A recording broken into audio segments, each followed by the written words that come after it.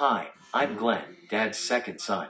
My dad was cool. My high school friends would tell me how awesome he was with his gunmetal blue Austin Healey 2000, always sporting a tan suede or white cotton ascot cap and donning a pair of aviator sunglasses. That he drove such a machine was enviable. The Healey was so low to the road, the exhaust needed a separate insurance policy. Dad's coolness wasn't all show, however. Dad was more than an aviator. He was a protector of America and Asia from the threat of an imperial bully. And Dad was more than a father. He was protector of his values from the threats of bullies and cheaters. Dad was the protector of morality, the difference between right and wrong. Let's take Scouts for instance. He was the assistant scoutmaster for Troop 85 of Wethersfield. That meant that every Wednesday night, when other kids got out of the house and out from under their proverbial parents' wings, I, and my older brother by 16 months, got to spend another night with Dad, the protector. I'm not sure what effect all this had on my brother and me psychologically, but it was not all that bad, considering how fantastic I turned out. Kidding aside, in hindsight it was admirable that he was actively involved in parenting through his contribution to Scouts. Dad was protecting his sons and his values in one stroke. The Pinewood Derby is a racing event for miniature unpowered and unmanned cars. Pinewood Derbies are often run by the Cub Scouts program of Boy Scouts of America. With the help of adults, Scouts build their own cars from wood, usually from kits containing a block of pine wood, plastic wheels, and metal axles. When it came to the Derby, Dad took on the role of chief engineer race team manager. I guess I was in the aesthetics department. I would sketch up sleek profiles and contours to be carved from the block of pine. Dad's concern was bringing the weight of the entire car to the maximum allowable and to steel wool and buff the metal axles until they shined in order to reduce the friction coefficient to nearly zero. We won first place every year. I can't remember if my designs were any good, but I remember winning. Looking back, winning had little if anything to do with the shape of the car or how hot I made it look. The cars never went fast enough for the aerodynamics to play a role. Dad knew it was nearly all about weight and friction. Aesthetics was engaging in folly. There is an aesthetic to driving an Austin Healey, albeit not aerodynamics and maybe not even visual, in my opinion. Admittedly, it was engineering and the relevant laws of physics that won the day. Repeatedly. Please, this is just too good to be gone. But more importantly, during the 2-day course of composing this eulogy, I read this Pinewood Derby portion to a friend. He immediately picked up on the protector of family part and the vulnerability of children. He has a couple of his own, missing the most impressive aspect for me, the protector of values. My friend launched into how he would paint his Pinewood Derby cars and dress them with bottle caps. And how they would grease the axles to win. I had to interrupt. That wasn't allowed, I proclaimed emphatically. He laughed, boisterously. Dad's training worked. He taught me how to win fair and square, or not win at all. Greasing the axles was prohibited. No lubricant was allowed. Dad taught us to file and polish the axles in lieu of anything prohibited. To play by the rules. One cannot protect the entire world from cheaters and bullies. But one can fight to protect their country and property, their family and values. Dad did that. I later parlayed my nascent art and design skills into commercial art and advertising. Dad's only brother and sole sibling, my uncle, was also in communication arts. He was an account manager for 3M. Dad told me once toward the end of my career and way late into his life, there was never a single advertisement, annual report or product brochure that sold him on any product, service or corporation. That didn't feel as good as winning the Pinewood Derby, I have to say. But I'm not sure he knew the psychology behind it all, and himself. He prided himself on being a man who could not easily be persuaded. Somehow he was persuaded to enrich the already wealthy bankers, lawyers and insurers in trade for financial security, allegedly so my mom and he could maintain their lifestyles in retirement. Dad took early retirement, a golden handshake from United Technologies Corporation. In reality, a modicum of nerve and understanding of markets or an honest and thoughtful advisor would have left them both with the lifestyle they were accustomed to, and on top of that a largesse they could parlay into charities of their choice. Melinda Gates and Laurene Powell Jobs both have excellent charity programs. The most clout for the most good. He was persuaded otherwise, by someone or by himself.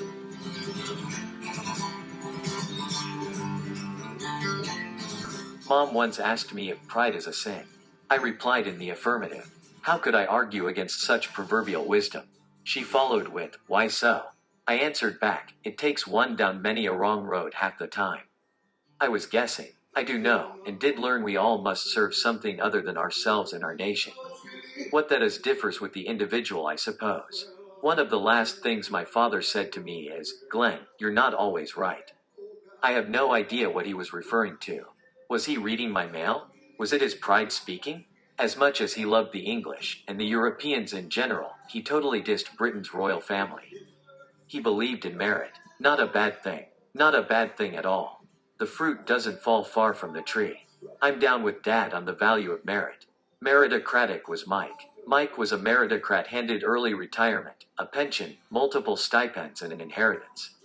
Dad would often say, "Glenn, you're a piece of work."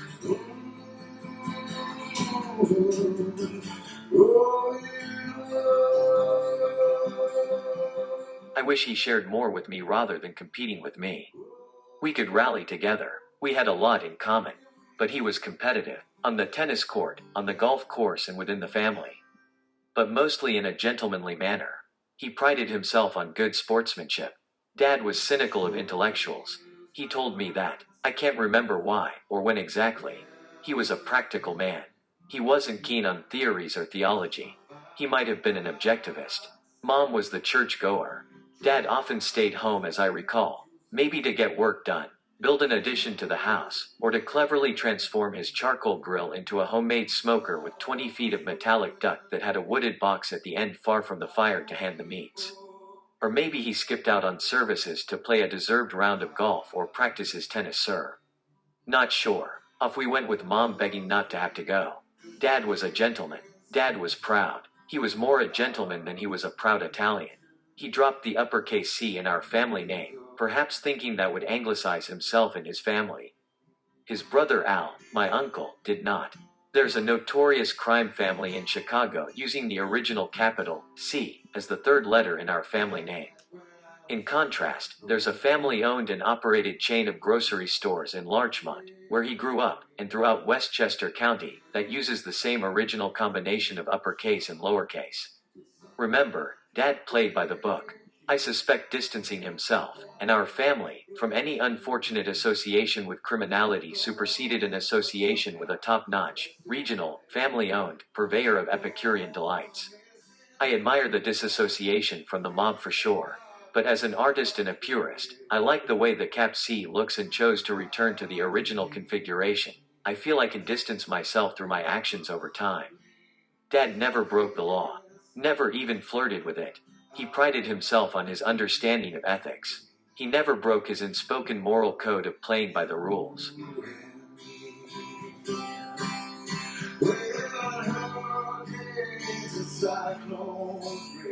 Dad didn't seem to postulate much. He knew. He was a self-proclaimed agnostic. He was an engineer. Mom would say, "That's because you're an engineer," whenever sensitivity or deference on any matter was required. If he was angry, it was the look alone that revealed his inner feelings. No words, just the look of an angry gentleman. My dad was a naturalist. He could whistle any bird song, pitch perfect, cadence, all of it. He was a bird whisperer. Or should I say whistler? He maintained a splendid and fruitful vegetable garden. In our first family home we had 2 peach trees and 2 apple trees, and maybe a half dozen rows of corn and sundry vegetables. During a hurricane, in the mid or late 50s, my father had my mother run out in hurricane-force winds to hold up the fruit trees until he got home from work, across the river at Pratt & Whitney Aircraft. Don't get me wrong. He immediately punched out of the office and wasted no time getting home to relieve Mom and to tether the trees. He likely rushed back in his MGA, antique white, with a black rag top. It was pre-Austin Healey days. His love for nature, however, might have been a love by convenience, if there is such a thing. If, and when, he was missing in action on something important according to our mom, she referred to him as Nature Boy. That was joy speak for his absence on issues important to her.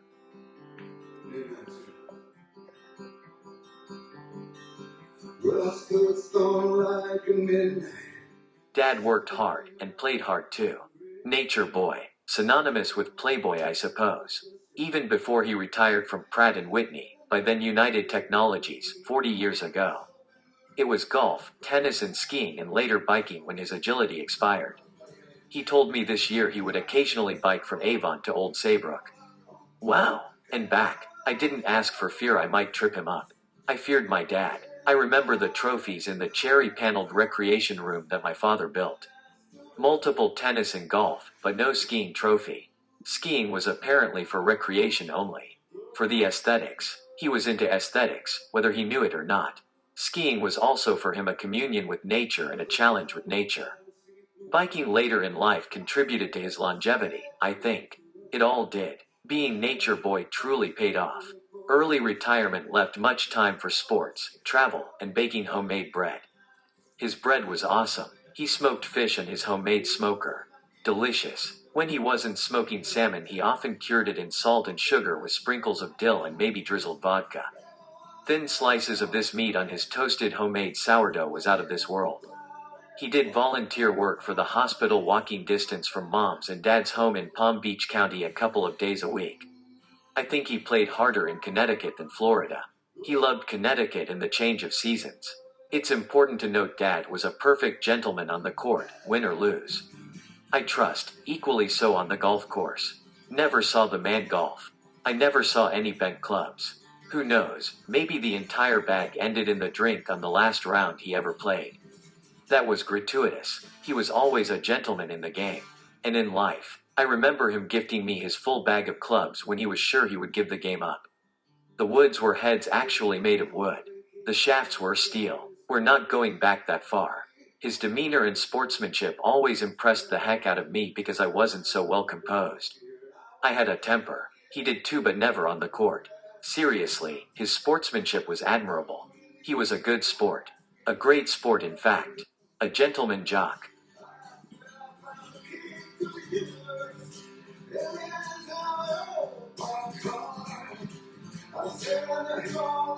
Up until about this time last year, Dad and I had the New England Patriots, the women's Yukon Huskies and Roger Federer in common.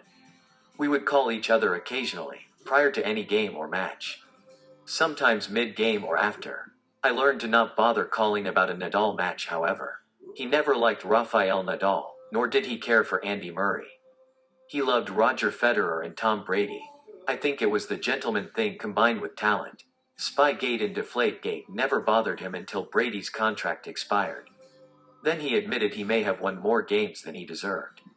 I have witnessed Murray throw his racket, sulk, feign injury and even cry. Never with Nadal. Dad had a thing about Nadal I never understood. Was it the fussing with his shorts and taking so long between points? Did he equate these rituals with gamesmanship? Dad was tough on gamesmanship. Dad was tough as a father, and at times judgmental. I was tough as a son for sure. After we lost Mom, he bolted from Florida to Farmington along the river. I had a splendid residence picked out for him closer to me in Avon. He wanted Farmington. Naples Pizza was down the road from his new Farmington home. Awesome pizza. Students from the neighboring private schools kept him young.